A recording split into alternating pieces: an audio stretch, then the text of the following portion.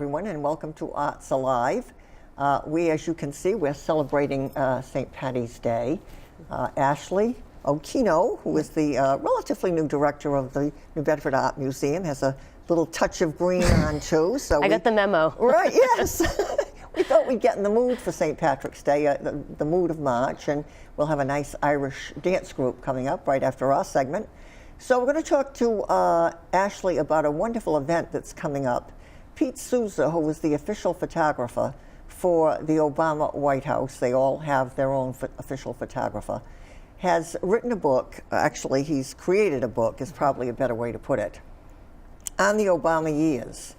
And he is going to have this exhibit at the, maybe you should take it from here, Ashley. Tell us a little bit about this upcoming exhibit at the Art Museum. And opening in April, I think. Opening in April. So first off, thank you so much for inviting the museum and myself to come on and talk about this. My pleasure. This is a wonderful exhibition. We are beyond thrilled to have such a celebrity as Pete Souza essentially come back to his hometown. And for those that don't know, I'll just give a little bit of a brief background. Pete was born in New Bedford and was raised in South Dartmouth before going to Boston University and then going on to Kansas State University. We're so happy to have him back in town. And so we will be exhibiting starting in the beginning of April. Starting on AHA night, we will have a big public opening reception, and we will have 50 photographs from Intimate Portrait. And these photographs were hand-selected by Pete. So they're images from this book right here, and they have wonderful narrations that he has written that really help kind of give a deeper understanding to what he was thinking and what he was seeing. Well, when he was actually taking the photos. When he was taking the photos. And did he ever say how he came to be selected, as in any conversation you might have had with him, either through electronics or on the phone, how he came to be selected as the White House photographer? Sure. So I'm happy to share this backstory. It's actually very nice. So, I bet. So Pete was working at the Chicago Tribune, and there was a brand new senator in 2005 who was coming on board, Barack Obama. And so he was essentially assigned to do some photography work around him coming into office. And, you know, they, I think, are kind of kindred spirits, and they made a real connection with each other. And he saw President Obama go through his time as a senator. They traveled out of the country on international trips where Pete was photographing him. And when it came time for him to even announce his presidency, Pete was there. He has a photograph of the president before stepping out to make that life-changing announcement. Right, yeah. And of course, once he was elected, he went to his guy Pete. I mean, it makes a lot of sense. And so he was very fortunate also to be with him during both terms. If you think back to a lot of the other presidents, they have chosen a second photographer to be with them during their second term, and President Obama stuck with Pete Souza. Well, I think that continuity is a nice idea. Personally, I feel that sort of you're allowed to kind of go and grow with that person rather than having to sort of step in halfway and start again. Well, you learn their mannerisms. Exactly. Yeah, and he kind of knew, based on what President Obama was doing. You know, there's one particular photo in the book where do we have that by any chance? We don't have the photo, but you can Google it. All of these photos are public domain because they were taken during the presidency. But there's one particular photo where President Obama is at the top of an airplane about to go in, and he's waving goodbye, and a rainbow is like shooting out of his hand, the way that Pete aligned the photo. But Pete said, you know, I ran over there to get the photo because I knew about the time he was going to turn as he came up the stairs, because it's that familiarity that they had with each other. Yeah, and you need that's what I was sort of saying before, that I think you need that. You know, you need that, particularly when you're dealing with someone at that level. It's not like you can say, well, gee, could you do that one more time for me? Right. You know, it's you get it or you don't, and that's it. Do you want to talk about some? We have some of the digital. Well, first, we should talk a little bit about you, and then we'll jump to the photos. So, as I said, you're the director now of the New Bedford Art Museum, which is doing wonderful things. It's really grown. in these past 10 to 15 years into a great museum in New Bedford. So tell us about your past and your present. Well, so I have been in the museum world for a little over 10 years now, and I have had the opportunity to work at a variety of different institutions, including the Fuller Craft Museum in Brockton. That's a great museum, too. Wonderful museum. Yes, Danforth Art in Framingham, also wonderful, and the Worcester Art Museum. And during my time at all of those different organizations, I was able to glean all sorts of information from different size institutions and different institutions themselves nice and what they have. Exactly. And so really bringing my expertise back to New Bedford. I'm actually a graduate of UMass Dartmouth. Oh, you are? And I took many, many art classes in downtown New Bedford. Right. So it's an area that I'm familiar with. I had the opportunity to visit the museum as a student with my professors. And I also had the opportunity to actually work at Artworks once I graduated from school. Well, isn't that interesting? So I was a faculty member. So it's kind of come full circle for me to be back in New Bedford and to be with and an institution. Is now part of. Yes, so they merged. So the museum. two institutions did merge together in 2014, and so we have really just kind of come forward, I think, as a even stronger institution, as both really brought their strengths to the table. Right. And we have done some really, I think, meaningful and contemporary and insightful exhibitions. And I think that one of the things going forward, especially since I've come on board, is that museums are not neutral. And there's a myth that museums have to kind of play it safe. And I think that by having even something like Pete Souza come to the museum, we are kind of taking a stance in some ways. We're celebrating a local artist, but we're also kind of taking a political stance as well. And so I think that's something that's important for us, and that museums have the opportunity to be a place of engagement socially, to challenge things, to question things, and to inform people. And so I hope that our exhibitions do that, but at the same time, I hope that people will come in and enjoy just the beauty of what we have on the wall. Work. Oh yeah. It's a lovely, lovely place. Small museum, but a lovely place too. Yes. And we have a small one here. I don't know if you have a beautiful gallery here. You do. I have seen it. Yeah. So we, and beyond the exhibitions that we have at the museum, we have educational programs for youth through adult. We have a fantastic ceramic studio and computer lab, and we have our Artmobile program, which has been going for, oh my gosh, program, like 24 years, I think, at this point now. Oh yeah, and that's a great program. The bus and the bus, the yellow bus. It's a big purple bus. Well, actually, it's a van. It's a purple van that goes out into different neighborhoods throughout New Bedford for several weeks during the summer, providing hands-on activities. Great opportunity for the kids. So, can we put up some? Let's see. We have a. Is that the president's woman? Yes. So that one is actually. So one of the things that Pete did mention is that normally when you are, especially the chief White House photographer, you're usually in your 30s, maybe 40s. By the time he took that job on, he was in his mid-50s. Wow. And it's a 7-day-a-week, 12-hour-a-day job, so he didn't get vacations necessarily. President deserves and did take some vacations. Yes. So this is actually him here on vacation in Hawaii during his family's holiday break. And one of the things that Pete thought was very important and what he wanted to portray as the White House photographer was the personal aspect of the president and his family. Yeah. And he looks back to LBJ's photographer actually as his inspiration. Oh, really? Yeah, as his inspiration of how he wanted to be a photographer and capture the family. As well as as well as archiving very historical moments. Exactly. Yep. Oh yeah. Oh, so this is a beautiful photo. Yeah, so we, in the very front, you'll maybe recognize Massachusetts governor there. Oh yes. Yeah. And then his wife. And his wife dancing at the governor's ball. Nice. And so Pete said that this was, a wonderful evening. They had Earth, Wind, and Fire on stage playing behind them. Yeah. Oh yeah, so this one's a moment. Yeah, so we and a change in the hair. Yeah, exactly. There's a little bit more gray there now, and so for President Obama, he, things don't always go great. No, you have some hard moments in your presidency, but for him, this, you know, it's about capturing the moment. And one of the things that Pete said is that he has to be invisible when he's doing this. He had a camera that was incredibly quiet and he did not use a flash.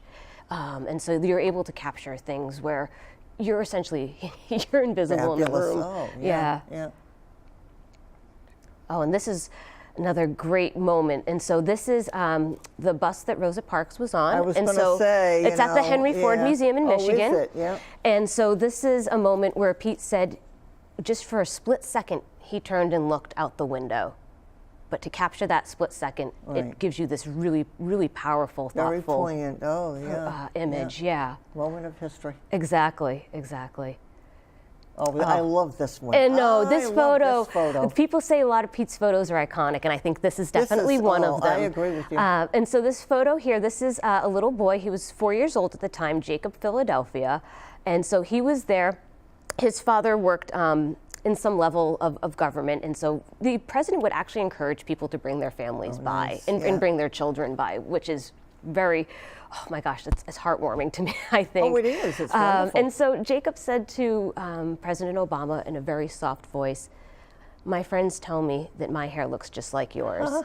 And again, Pete said it was like a split-second moment that he bent down and he touched his head. And so Pete comments, he's like, "It's not the best composition, but you can't always do that." And you know, and he wasn't someone where he pre-planned these photos. No, of course you know, not. it's about It's capturing that moment. Yeah, exactly.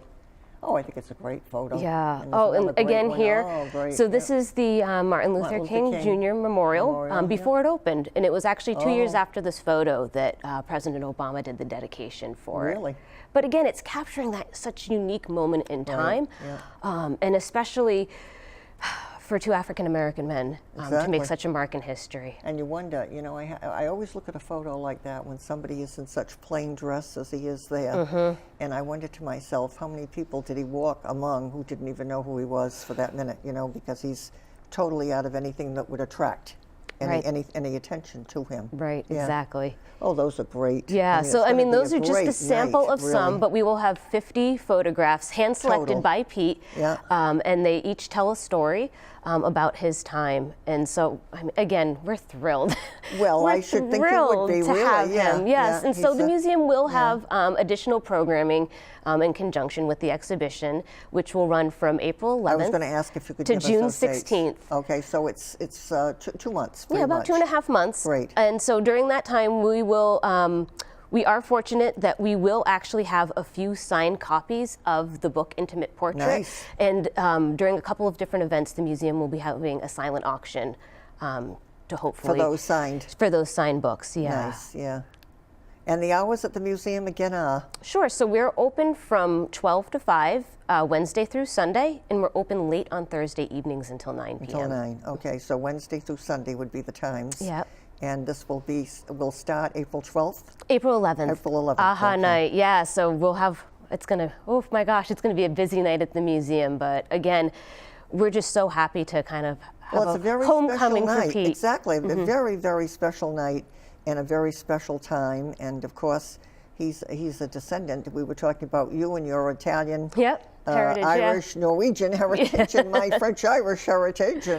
And Pete's, I don't know if he has a mix, but he's Portuguese American. Yeah, from his this parents area. are from the Azores. They are, yeah. So there we have a wonderful mix of people and things and happenings and fabulous photos of the Obama family and their White House days. So please turn out for that. You've got 2.5 months, more or less, to see it at the New Bedford Art Museum.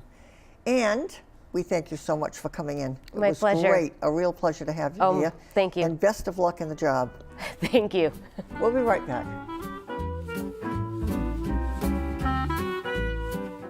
We have 3 programs for this spring. We have one in March 7th, which will be on the plight of the Jewish population in Greece, woman from New York, Marcia Akamnopoulos, who will be talking about that topic. And then on April 4th, we have a program, a woman, Caroline Engler, who is a concert pianist, who's done a program on the Mischlings, which are Jews who were part Jews, quarter Jews, the situation of those people who were partly Jewish in Nazi Germany. That'll be a multimedia program. And then our last program is April 12th, and it's an all-day conference on women and the Holocaust with a keynote speaker, Sherry Sandler from New York, who just came back from Rwanda. And we have a a group called Echoes and Reflection, who are going to do a workshop around that topic. And we're working together with the Women's Center of Bristol Community College. So those are our 3 programs for the spring. Thank you. Welcome back, everyone, to Arts Alive. As you can see, we're doing a little bit of celebrating here of St. Patty's Day for the month of March. So I'm privileged to have with me Anthony Fallon. And Anthony is a choreographer, the owner of some dance academies in the area, and a former dancer. Very former. Very former. How old were you when you danced with the river dance? I started working with river dance at the age of 14. Wow. Yeah, back when it took off. Yeah. And then it did take off. Yeah, it took Didn't off. it? It's Wow. still going. Yeah, is it really? Yeah. We don't see as much of it. The Celtic women can tend to come around in the Boston area, but we don't see quite as much of it as of the dance as in years ago when as I told you, I went several times to them at the Wang. Yeah. They'd be sold out at the Wang, which I don't even know how big the Wang is. I think it's like 2,500 people. It's got to be that, at least Yeah. that. Oh, yeah. Yeah. Yeah, no, it's coming up to Riverdance's 25th anniversary next year. So the show is actually asleep we call it asleep. Asleep, yeah. It's asleep at the moment for a year, and then it'll wake up next year and do a world tour. That'll be wonderful. Yeah. Yeah, big exciting. celebration. Yeah. So are you still involved at all with them in any kind of periphery? Very lightly. Yeah. I haven't worked full on with the company in 4 years. Yeah. But before that, it was nonstop. I toured with the show for 14 years. Oh, wow. Yeah, so it's That's tough, too. Very tough. Yeah. I know a young man from this area who does a lot with Broadway stuff. Mm-hmm. You know, he's done on the road shows like Beautiful and many Yeah. others. Very, very talented guy. And John Dias, his name is. And it's hard. It's a hard life. It's tough. It is. Yeah, and he's a relatively, he's like maybe now in his mid-30s. It ages you. Oh, I bet it does. We were saying that about the prior, segment with the president and the level of gray hair from the time he took office until, President Obama, until the time he left. And you don't, that's a visible Yes. awareness of what's going on the inside, too, not just the outside. Oh, no, it's a very hard life. It's a glamorous life. You get to travel the world and see everything, but at the end of the day, you live on an airplane. Yeah. You live on a bus, in a hotel room. In a hotel room, yeah. It's beautiful, but Well, it's a wonderful experience. Some people, the problem, I think, at times is that some people don't know when to get out of it, and they kind of overstay the, I was coming to the end. I was the principal dancer for the last 8 years of the show. So I was the front guy, and one day I woke up and I was like, no. Yeah, this is I don't want to be here anymore. Yeah. Not because I didn't enjoy the job, my back was telling me. Yeah, well, that happened to Michael, what's his name, the famous? Flatley. Flatley, yeah. We have Flatleys here in Massachusetts, Did you know that? I know up in Braintree there's a store that says. And all that. Yeah, exactly. Yeah. Yeah. I don't know who they are, but No, but we wouldn't know if they were related to Michael, but didn't he have a problem with his knees, or didn't something start to... Everything. As an Irish dancer, everything gradually. It's heavy. Yeah. Right? Yeah. Everything we did an exam before with biometrics, and we put when we do one move, which is one of our more traditional moves, we put over 200 times our body weight onto our ankles and knees. Wow. So it's pretty intense, and doing that every single night for a very long time is pretty intense. Oh, I can imagine. Now you're living here now. I live here. I live in Providence. Nice. Yeah. And a transplant. And you have let me just go back quickly. But how did you get a young boy in Dublin, 14? How did you get involved in dance? So at the age of 3, my sister was dancing. And in Ireland, obviously, it's Irish dance. It's kind of a thing to do. I was being dragged along to each dance class with my sister, like the rest of my brothers and sisters, and I took it. And unlike my brothers, they didn't like it. It worked for me. You did, right? And it was just a very natural progression. So from the age of 3 up until a few years ago, I danced every day of my life. Wow. Now I teach dance Now every you day teach of my it. life. Yeah, isn't that nice? And one of the studios is that I think the young ladies that we're going to see later on are students at that academy. Am I Yes. right on that? And give us the name of the academy so people have So that. the name of the academy is Clonlair Academy. Conlia. Clonlair stands for, it's the Irish language. And but it's 2 words, actually. it's 2 words. Yes, two words. Yeah. And in English, it's actually 3 words, which means the children of Lear, Oh, how which is a nice. very mythical Irish story. Really? So- Isn't that nice? I Yeah. like that. Yeah. So I'm Lear. You're They're my Leah. And children. it's like the Pied Piper. Exactly. That story, yeah, That's yeah. it. The Pied Piper and his followers come along to the pipe. And that one. Exactly. Yeah, now they come along to the dance. tapping. The tapping, That's it. right? Yeah. So tell us about the academy in Middletown. Is Middletown? It's or- Middletown, yeah. Middletown, yeah. So the Academy in Middletown, we've been open for the last 2 years. We have a studio up in Massachusetts, which we have a lot more of our top level dancers in. So in Irish dance, we have different levels. Yeah. So currently in Middletown, we're after 2 years, we have every single level. We offer classes to every single level of Irish dancing, but we do have a very small beginner base. And we teach a very boutique style of Irish dance because we believe every student that walks in our door should get one-on-one attention. We Great. don't teach one-on-one, but we have a huge teaching staff that come in and we work very one-on-one with kids. Every kid has a different need, and we try to fix it as soon as possible because we want them to be the best dancers possible. Exactly. Yeah. Yeah. No, I think it's a wonderful opportunity. And your other academy is Our other academy is in Hingham in Massachusetts. right. Yeah. And you're thinking, or you're We're planning currently a- about to open in September. We're opening a studio in hopefully Wayland Square the in si- the east side of Providence. Right, yeah. Yeah. So if you follow us on our website and Facebook, Clonlair, Clonlia, C-L-O-N. Google Irish Dance Rhode Island, because you probably won't be able to understand my. We'll put it up. We'll put it up on the screen. Perfect. Yeah, and so that they'll have that if they have, and I think after our little display of dance, I Oh, think yeah. they'll have an interest in learning more about it. So shall we bring out the dancers? Yes, definitely. Do you want to introduce them? when Yeah, they I'll come up? introduce them. Okay. So our first number today will be Georgia and Grace Murray dancing in a cappella with no music.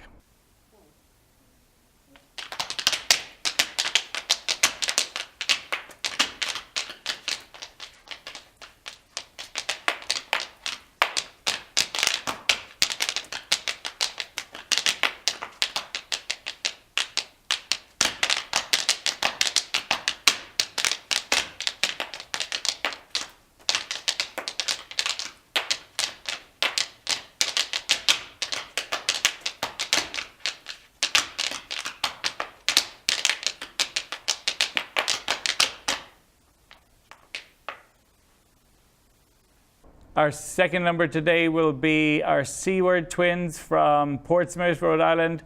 They'll be dancing a light jig.